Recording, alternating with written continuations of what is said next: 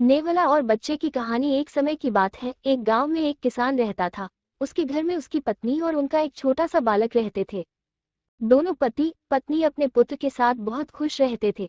किसान दिन भर अपने खेत में काम करता था और पत्नी अपने घर का काम करती थी। एक दिन किसान शाम को खेत से अपने घर लौट रहा था, तभी उसे रास्ते में एक नेवले का छोटा सा बच्चा मिला जो अकेला भटक रहा था। जिसे देखकर किसान के मन में दया आ गई और उसने उस छोटे से बच्चे को उठाकर अपने घर ले आया। जब वो अपने घर पहुंचा तो नेवले के बच्चे को देखकर उसकी पत्नी बहुत नाराज हुई और कहने लगी कि तुमने इस जानवर के बच्चे को क्यों लेकर आए हो? इसे वापस जंगल में छोड़ दो, यह मेरे बेटे को हानि पहुंचा देगा। लेकिन किसान बड़ा ही दयालु स्वभाव का व्यक्ति था। उसने अपनी पत्नी को अच्छी तरह समझाकर मना लिया तो वह नेवले के बच्चे को घर पर रखने को तैयार हो गई।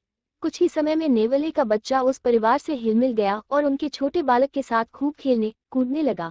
ये देखकर किसान बड़ा खुश होता, किंतु उसकी पत्नी को हमेशा शंका बनी रहती थी कि कहीं यह मेरे बालक को क्षति न पहुंचा दे। कुछ समय बीतने के बाद एक दिन किसान अपने खेत पर गया हुआ था और उसकी पत्नी अपने बालक को और नेवले के बच्चे को घर पर छोड़कर गांव के कुएं पर पानी भरने के लिए चली गई।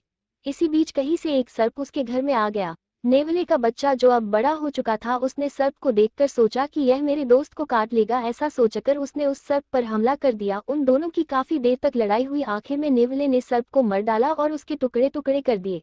इस लड़ाई में नेवले के मुंह में सर्प का खून लिपट गया था। थोड़ी देर बाद किसान की पत्नी पानी का घड़ा लेकर अपने घर पहुंची तो नेवला दौड़कर उसके करीब पहुंच गया, जैसे कि वो उसे कुछ बताना चाह रहा हो। किंतु किसान की पत्नी ने नेवले के मुंह में खून लिपटा देखकर यह सोच लिया कि इसने मेरे बच्चे को मार दिया है। उसने अपने सर पर रखे घड़े को उठाकर नेवले के ऊपर पटक दिया, जिससे नेवला वहीं मर गया।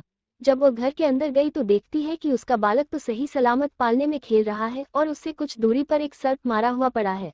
ये देखकर वो सब कुछ समझ गई और नेवले के लिए रो रो कर बहुत पछताने लगी। आई जब किसान घर लौटा तो पत्नी ने रो रो कर सब कुछ बता दिया, जिसे सुनकर किसान ने अपनी पत्नी को बहुत डांटा और समझाया कि किसी भी कार्य को करने से पहले अच्छी तरह सोच और समझ लेना चाहिए।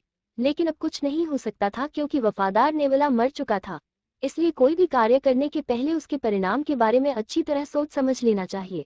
शिक्षा। नेवला और बच्चे की कहानी से हमें शिक्षा मिलती है कि कोई भी कार्य बिना सोचे विचारे नहीं करना चाहिए।